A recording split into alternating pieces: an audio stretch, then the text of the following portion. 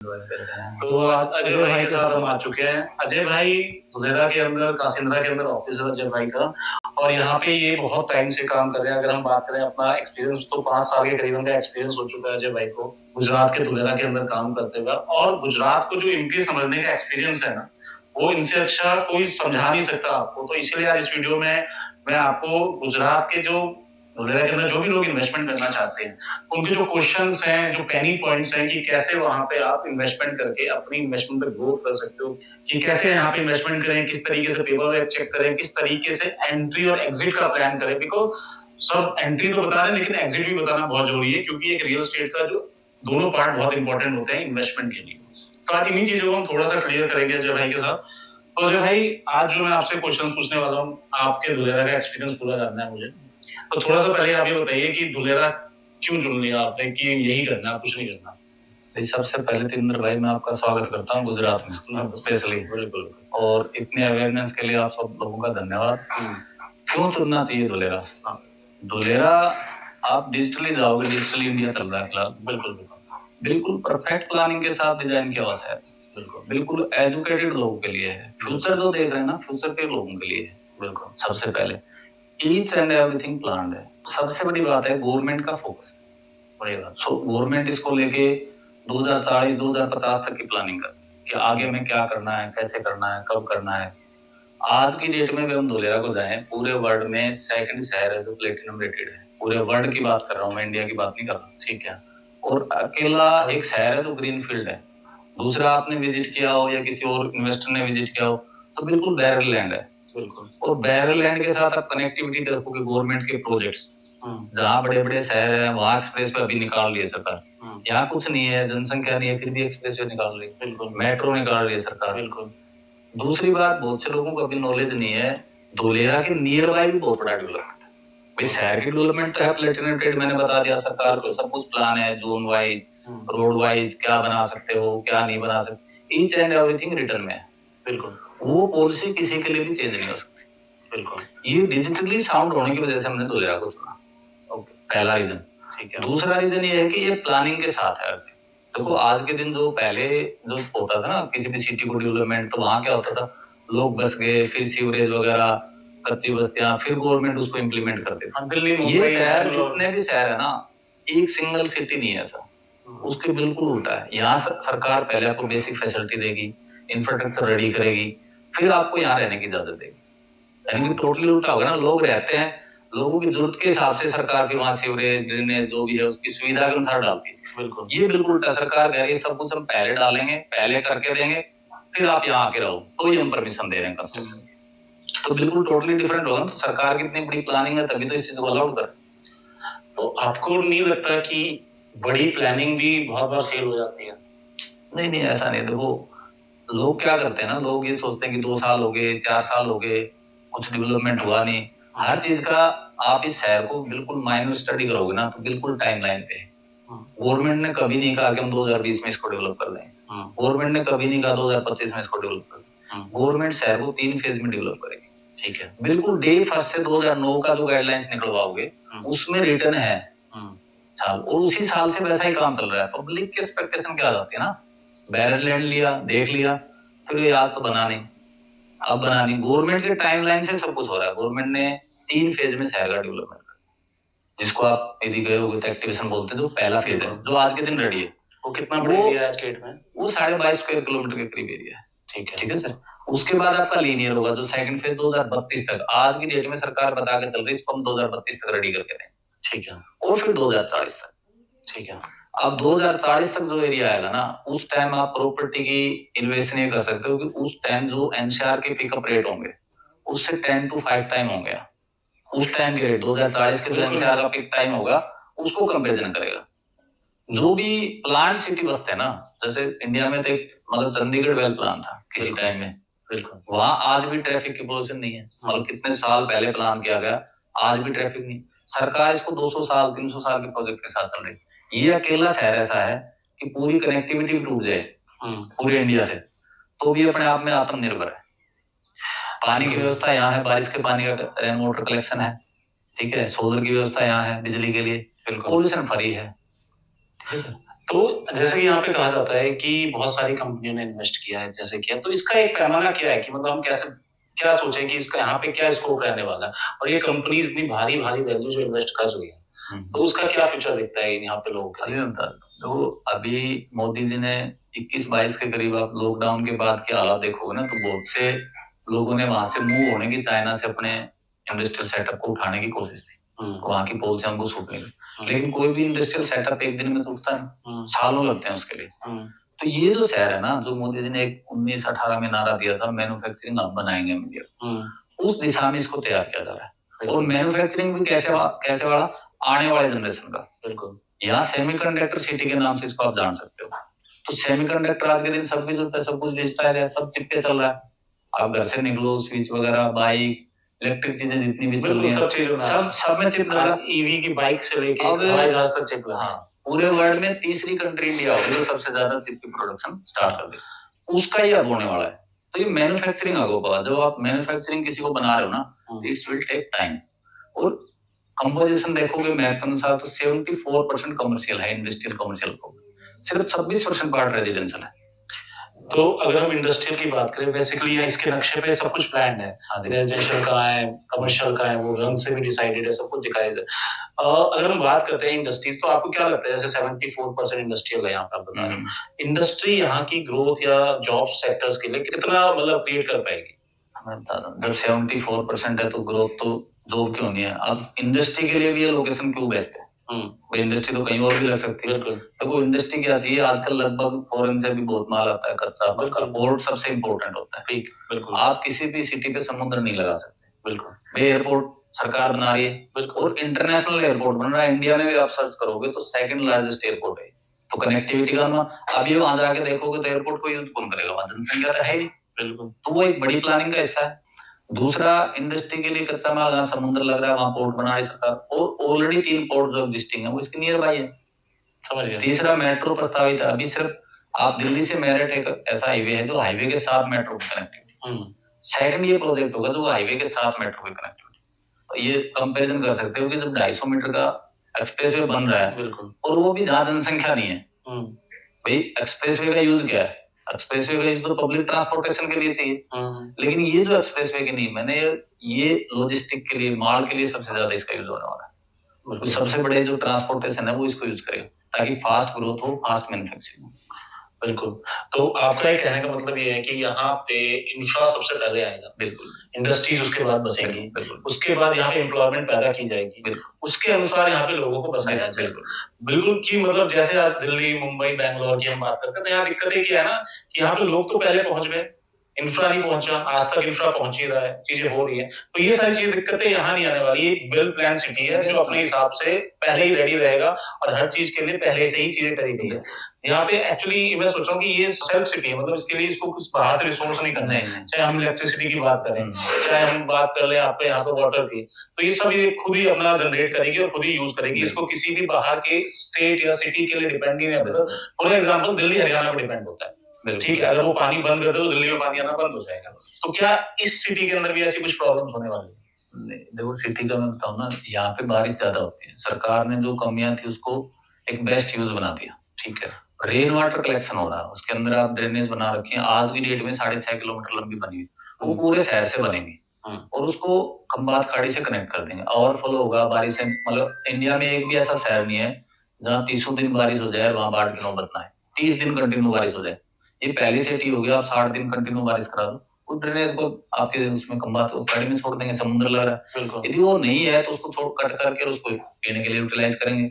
तीसरा, आज के दिन भी आप जाओगे तो 3 तरह के ट्रीटमेंट प्लांट आपको रेडी मिलेंगे, ठीक है। Soil treatment plant, water treatment plant, और आपका SW3, ठीक। 3 ट्रीटमेंट प्लानों की अपनी वैल्यू। इंडस्ट्री से जो वेस्टेज आएगा उसके लिए उसकी रिसाइकल अलग होगी, बिल्कुल। जो पानी आपका घरों से वेस्टेज आएगा उसके लिए रिसाइकलिंग उसकी अलग होगी, और जो पीने के लिए प्योर पानी होगा, जो बारिश का कलेक्शन किया उसको फिर पानी के लिए, उसके लिए ट्रीटमेंट प्लांट अलग, बिल्कुल। आज वहां लगभग 33 गांव पड़ते हैं, 22 गांव ऐसा है जहाँ डिजाइन किया गया, और 11 गांव बाहर है। उनकी जनसंख्या 37-38 हजार थी पिछली कैलकुलेशन जो भी सरकार ने जिस टाइम की जनगणना हुई थी उसके अनुसार। उससे ज्यादा 50 लाख लोगों के लिए पानी पीने के लिए आज की डेट में ट्रीटमेंट प्लांट रेडी है, उससे आप सप्लाई ले सकते हो, रेडी टू मूव है। तो गवर्नमेंट क्या करे, गवर्नमेंट इंडस्ट्री को खड़ा कर रही है, इंडस्ट्री आएगी तो रोजगार आएगा, रोजगार आएगा तो रहने के लिए अपने आप आदमी सेटअप कर लेंगे। लेकिन उसके लिए सब कुछ वेल प्लान है, कितना वो बना सकता है, कहाँ बना सकता है, कितना मिनिमम साइज प्लॉट ले सकता है। वो ऐसे दिल्ली की तरह नहीं होगा कि एक एम्पायर खड़ा होगा, वहां पर आबादी तो रह रही है 10 लाख की और वो पूरी कैपेसिटी उसकी सारी 1 लाख की है। इसमें वेल प्लान आप देखोगे, दिल्ली जितनी बड़ी साइज है, गवर्नमेंट के 20 लाख लोग इसमें रह सकते हैं। अब आप इसी से अनुमान लगा सकते हो कि किस लेवल का इसको डिजाइन किया गया। बिल्कुल, उससे बस 20% की आबादी की हम बात कर रहे हैं। तो इसमें अजय भाई एक बात निकल के आती है कि चलो पानी का आपने बता दिया, इलेक्ट्रिसिटी का भी मैंने सुना है कुछ ये अपना ही एक इलेक्ट्रिसिटी का टाटा का 5000 मेगावाट का सोलर पैनल लगने लग रहा है। ठीक है, इसमें आज की डेट में 300 मेगावाट रनिंग, ठीक है, इलेक्ट्रिसिटी प्रोड्यूस कर रहा है। ठीक है, 1000 मेगावाट अंडर प्रोसेसिंग है, कभी भी उसका काम कंप्लीट। उसके बाद रेस्ट और अगले 4 साल का गवर्नमेंट का टारगेट उसको कंप्लीट करके स्टार्ट करना, जिससे पूरी सिटी में इलेक्ट्रिसिटी। ठीक है, तो इससे एक हो गया, मतलब वाटर भी यहाँ पे अपना है, जो एक कहीं पे भी इंसान इन्वेस्टमेंट करने जाता है तो दो चीजें सोचता है कि हमें पानी कैसे आएगा, यहाँ पे बिजली कैसे आएगी। वो चीज यहाँ पे गवर्नमेंट ने सेल्फ सफिशिएंट है। यहाँ पे ये भी सुना है कि हमने लैंड तो प्लग एंड प्ले रहेगी, तो समझ में आता है कि पहली चीज आ जाएगी तो प्लग एंड प्ले रहेगा। दूसरी चीज जो यहाँ एक चीज समझने वाली है कि गवर्नमेंट क्या यहाँ पे क्या सपोर्ट करने वाली है इन द फ्यूचर, कि यहाँ पे गवर्नमेंट क्या सोच रही है कि यहाँ पे इंडस्ट्रीज को कैसे सपोर्ट करेगी या कैसे कर रही है आज की डेट में, उस चीज में गवर्नमेंट की पॉलिसीज क्या है। थोड़ी सी मैं थोड़ा सा बताता हूँ। गवर्नमेंट तो यहाँ इंडस्ट्री के लिए बहुत, उसके बिजली में कंसेशन, उसके पानी के बिल में कंसेशन, उसके लैंड के अलॉटमेंट में कंसेशन, मतलब बहुत कुछ है। जितनी भी लैंड जो semiconductor policy special Gujarat government ने बना रखी है, अच्छा, वो हर चीज पे आप इंडस्ट्री डालते हो तो हर चीज को गवर्नमेंट यहाँ सपोर्ट कर रही है। कितने बड़े लेवल पे, जैसे अभी टाटा का सेमीकंडक्टर का प्लांट लग रहा है जिसमें 91,000 करोड़ रुपए गवर्नमेंट ने उसको अलॉट किया, लैंड प्रोवाइड की, वो अलग है। तो इससे ज्यादा गवर्नमेंट क्या सपोर्ट करेगी। बिल्कुल, कनेक्टिविटी डे फर्स्ट उनको तैयार करके दे रही है, एक्सप्रेस वे तैयार करके दे रही है, पोर्ट तैयार करके दे रही है, एयरपोर्ट तैयार करके दे रही है, मेट्रो तैयार करके दे रही है। ये 5 मेजर कनेक्टिविटी होती है। लॉजिस्टिक का अलग ही पार्ट है, उसके लिए आपकी भीमला जंक्शन से धोलेरा का 466 करोड़ का फंड अलॉटमेंट गवर्नमेंट कर चुकी। आज के दिन इंडस्ट्री स्टार्ट नहीं हुई, उससे पहले उसका रेल कॉरिडोर का लाइन के लिए फंड अलॉटमेंट होगा। जिस दिन उसका प्रोडक्शन स्टार्ट होगा उससे पहले तो रेलवे लाइन बन के तैयार हो जाएगी। उसे क्या चाहिए, ट्रांसपोर्टेशन चाहिए, सुविधाएं चाहिए। भाई इंडस्ट्री के डोर पे कोई पिकअप और ड्रॉप हो रहा है तो उससे फास्टर कुछ होता नहीं हो सकता, और कच्चा माल उसके बिल्कुल नजदीक है तो उसकी कॉस्टिंग भी कम आएगी। फिर गवर्नमेंट भी उसको टाइम टू टाइम अलग रेगुलेशन, मतलब लैंड में भी उसको प्रोवाइड सब्सिडी बोल सकते हैं उसको, एक टाइम पीरियड में यदि प्रोजेक्ट को पूरा कर लेता है। फिर उसके बिजली के कंसेशन भी हैं और सबसे लोएस्ट रेट पे यहाँ बिजली प्रोवाइड करवाएंगे, बिल्कुल आगे तक के लिए। बिल्कुल भाई जब इंडस्ट्री डल जाती है तो सबसे ज्यादा खर्चा तो उसका यूनिट का ही आता है, इलेक्ट्रिसिटी वो जितने इंडिया में उससे भी सबसे कम लोएस्ट रेट पे गवर्नमेंट उसको प्रोवाइड करवाना है। तो एक अजय भाई इसके अंदर दूसरा क्वेश्चन जो मेरा आता है कि यहाँ पे जो सबसे बड़ी बात है इन्वेस्टमेंट, इन्वेस्टमेंट को लेकर ना लोगों ने बहुत मिथ है कि एसआईआर के बाहर क्या होता है, अंदर क्या होता है, कैसी लैंड्स हैं, गवर्नमेंट देती है, किसान देता है, कौन देता है। तो ये मिथ अगर एक सिंपल भाषा में दे तो कैसे क्लियर कर सकते हैं कि क्या है यहाँ पे। देखो यहाँ गवर्नमेंट भी लैंड दे रही है और किसान भी दे रहा है। गवर्नमेंट ने सबसे पहले तो अपने को लैंड पॉलिसी समझनी पड़ेगी। गवर्नमेंट ने क्या किया, किसी भी फार्मर के पास जितनी भी जमीन थी उसका 50% का उसे कॉम्पनसेशन देती, 50% उसे डाउन प्लानिंग के मैप पे रोड रास्ते लगा के उसको लैंड हैंड ओवर करती। ठीक है, अब वो उसकी इच्छा है, वो रखे, उसको बेचे, जो भी करना चाहे। दूसरा पार्ट है गवर्नमेंट का। अब यहाँ लगभग ऑलमोस्ट 75% लैंड गवर्नमेंट के पास, लेकिन गवर्नमेंट आपको एक बाउंडेशन के साथ चीजें देगी, क्योंकि शहर बनाना है गवर्नमेंट, बिल्कुल बंदरबाट नहीं करनी। ठीक है, आपको एक टाइम पीरियड देना पड़ेगा कि ये रेट बन रहा है, इस रेट पे इस टाइम पे मैं ये चीज रेडी कर दूंगा सर। ठीक है, उस हिसाब से गवर्नमेंट अलॉट करती है। रही फार्मर की बात तो फ्री टू डेवलप है, वो आपको रजिस्ट्री मिलेगी गवर्नमेंट की, आपको लीज पे मिलेगी 99 ईयर के लिए। वहां पे कोई बाउंडेशन नहीं है कब आप लगाना चाहते हो कब नहीं लगाना चाहते, आप लेके रखो, उसको ट्रेड करो या उस पर अपना कोई प्रोजेक्ट खड़ा करो। उस पर कंस्ट्रक्शन की इजाजत तभी है जब उस पर्टिकुलर जोन में सरकार उसको रोड रास्ते बना के परमिशन दे देगी। ये डे फर्स्ट से कर लिया था। ठीक है, लेकिन जो लैंड गवर्नमेंट किसान से मिलेगी उसका भी लैंड यूज डिसाइड है कि वहाँ कमर्शियल है, रेजिडेंशियल है। यहाँ पे है ना, यहाँ पे हर चीज डिसाइडेड है। सबसे पहले आपका जोन कौन सा है, लगभग 9 जोन है। जैसे आपका ITN नॉलेज है तो वहाँ यूनिवर्सिटी वगैरह आप डाल सकते हो, ठीक है। उसके बाद आपका IXS है, सिटी सेंटर है, आपका रेजिडेंशियल है, इंडस्ट्रियल है। मतलब जिस जोन में आपकी लैंड आ रही है उस जोन के अकॉर्डिंग आपको वहाँ परमिशन मिलेगी। बिल्कुल। और उसका एफआईआर से लेके क्या लग सकता है, हाँ, सब कुछ एक पेपर पे एवरीथिंग रिटर्न में।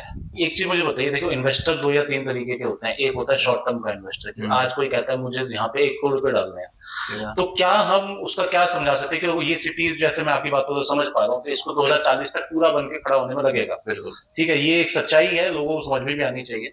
अगर कोई 1 करोड़ कहता है कि मुझे साल 2 साल में एग्जिट लेना है, तो उसको किस तरीके की कैसी इन्वेस्टमेंट करनी चाहिए, थोड़ा सा एक एग्जाम्पल देके या किसी तरीके से बताइए कि वो कैसे कर सकता है। देखो यहाँ जो लैंड का ग्रोथ है ना, पिछले 2 साल को छोड़ दो, जब रिपीट हुई है सरकार पिछले साल से, उससे पहले हर जगह प्रॉपर्टी स्टेबिलिटी पे थी, यानी प्रॉपर्टी में कोई भी काम करे। यहाँ 2009 से भी स्टेबिलिटी नहीं है, उसके बाद भी आप ग्रोथ देखोगे, 2009 में यहाँ 5,000 रुपये बीघा भाव था। अच्छा, 2020 में 30,000 रुपये बीघा भाव था, यानी कि 5 वाले का 6 गुना हुआ। बिल्कुल। 21-22 में 2.5 लाख रुपए बीघा था, तो 30,000 वाले का 6 गुना हुआ। बिल्कुल। आज वहां 70-80 लाख रुपए बीघा, तो उस 2 लाख वाले का भी 25 गुना हुआ।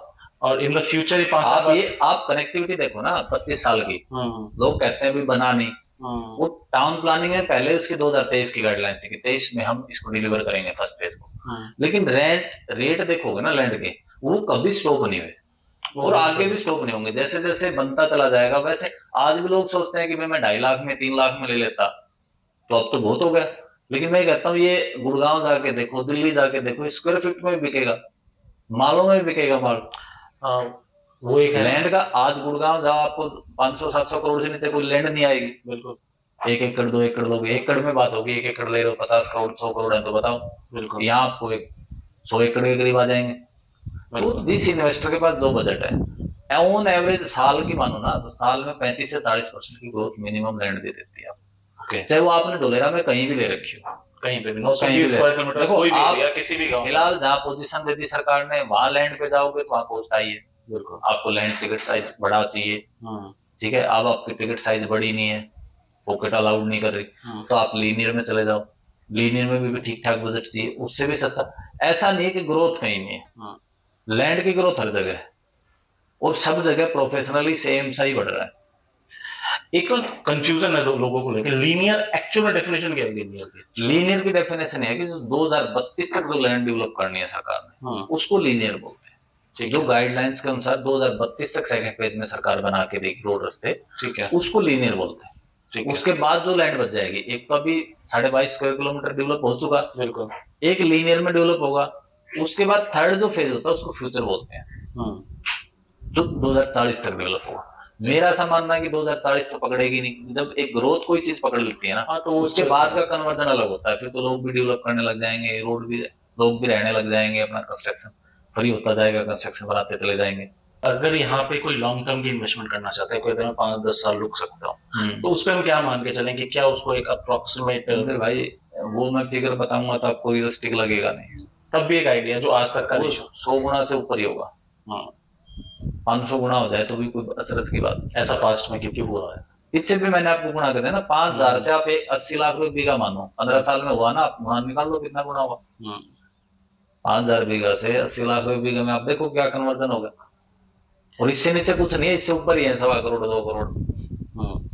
एक हमारी जो अच्छी बात है कि हम एंट्री और एग्जिट इन्वेस्टर का सिक्योर करके चलते हैं, क्योंकि एंट्री इन्वेस्टर जिस रेट पे करे और एग्जिट हम सिक्योर करके चलते हैं, उसे एक प्रॉफिट के साथ देते हैं। उसका मिनिमम टाइम हमारा 5 से 6 महीने से लेकर साल 2 साल जो भी रहता है, वो जो हमारी बात होती है एट ए टाइम 1-to-1 बात करते हैं कि यहाँ का एक्सप्रेसवे है, दिल्ली मुंबई इंडस्ट्रियल कॉरिडोर का पार्ट है, जैसे जहां से वो छोड़ेगा वहीं से हमारा एक एक्सप्रेसवे बन रहा है, जो एक्सप्रेसवे हमें भावनगर तक जोड़ता है, अहमदाबाद से धुलेरा के बीच में से होते हुए बिल्कुल सिगरेट रोड की तरफ सिटी के बीचों बीच निकलेगा।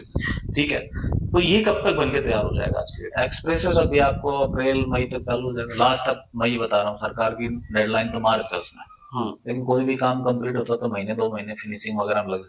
आज भी आप एक्सप्रेसवे के ऊपर से जा सकते हो, ठीक, 2 या 3 कट है जो पेंडिंग है, जो रेलवे लाइन आती है, ठीक है, आपको उसी से लाइव एक पता चल जाएगा कि चीजें कंप्लीट है। आपका एयरपोर्ट दिसंबर 25 की डेडलाइन है, कार्गो और पैसेंजर दोनों का एयरपोर्ट रहेगा हमारा, ये सबसे पहले यहाँ कार्गो स्टार्ट होगा, ठीक है, उसके बाद पैसेंजर, क्योंकि देखो अभी टाटा का लग रहा है ना, ताइवान के साथ कोलैबोरेशन के साथ काम हो रहा है, बिल्कुल, तो बहुत सी चीजें बाहर से आनी इंडस्ट्री होगी, तो उसके लिए सबसे पहले एयरपोर्ट जो है ना कार्गो के लिए स्टार्ट, ठीक, कार्गो की डेडलाइन सबसे पहले, उसके 2 महीने 6 महीने या 7 महीने बाद आपका पैसेंजर स्टार्ट हो जाएगा, जैसे जैसे रिक्वायरमेंट आएगी। तो एक हमारे व्यूवर्स को थोड़ा सा ये बताइए कि यहाँ पे वो कितने पैसे से इन्वेस्टमेंट अपनी स्टार्ट कर सकते, क्या वो एक अपना पैसा लगाएं जो उनको एक वैल्यू मिले। देखो रियल एस्टेट एक इनप्रैक्टिकल थिंग है, यहाँ पे प्रैक्टिकलिटी नहीं चलती है, यहाँ पे सब कुछ इनप्रैक्टिकल ही होता है कि जो सोचा वो तो नहीं होता, कुछ ज्यादा ही होता है, नीचे नहीं जाता। बस इस सेक्टर की यही चीज है कि नेगेटिव में नहीं जाता और बहुत टाइम नहीं जाता, तो ये मैक्सिमम जगह है। तो क्या एक इन्वेस्टमेंट साइड जो लेके चले कि जिसमें आप उनकी हेल्प कर सकते हो, चाहे ट्रेडिंग के माध्यम से चाहे किसी भी तरीके से, और पेपर उनके पूरे 100% होके रहेंगे, ये आपने मुझे पहले आश्वासन दिया। तो इस चीज को देख क्या एक कंटिन्यू छोटा बजट साइज लेके चला। सर देखो धोलेरा SIR की हम बात करते हैं ना, तो धोलेरा SIR इनसाइड सिटी में आप मतलब 2 करोड़ से नीचे कोई बजट है तो उसमें आप चॉइस नहीं कर सकते ये मतलब इंट्रोडक्टिव तो डिसाइड कर सकते हैं हम उसका कि आप ये प्रॉपर्टी लो, ये इतने ग्रोथ पे आपकी निकल जाएगी। लेकिन कस्टमर चाहे कि मैं इतना ही लूं, मलमल हाई एक्सेस ही लूं, छोटा टुकड़ा लूं, 48 मीटर रोड पे लूं, तो बजट के अनुसार सेट नहीं होता। क्योंकि टिकट साइज यहाँ क्या है ना, एक्चुअली देखो 33 गाँव में जो जनसंख्या है ना वो 37,000 के करीब है, तो यहाँ लोगों के पास जमीनें बड़ी है, जो फार्मर लैंड बेचता है वो बड़ी बेचता है। फिर गवर्नमेंट के गाइडलाइंस है, जैसे 55 मीटर पे आप हाई एक्सेस लेने जाओगे तो 6,000 गज से नीचे की रजिस्ट्री नहीं होगी, तो आपको 6,000 से ऊपर ही बेचना पड़ेगा। अब 6,000 गज से 7,000 गज का टुकड़ा 8 का है, 11 का भी है ना, तो 11 का एक साथ ही सेल होगा। यदि 13 का होगा तो उसके 2 पार्ट हो जाएंगे गाइडलाइंस के, फिर उसका फ्रंट कितना लग रहा है मैप में, उस फ्रंट के हिसाब से बढ़ जाए। तो आप जिसके साथ भी आप आ रहे हो, इन्वेस्टर आ रहा है, उसके साथ एक टूनी बना के 50 लाख रुपए मिनिमम में आप यहाँ स्टार्ट कर सकते हो, और अच्छी मतलब एंट्री है और अच्छा एग्जिस्ट है।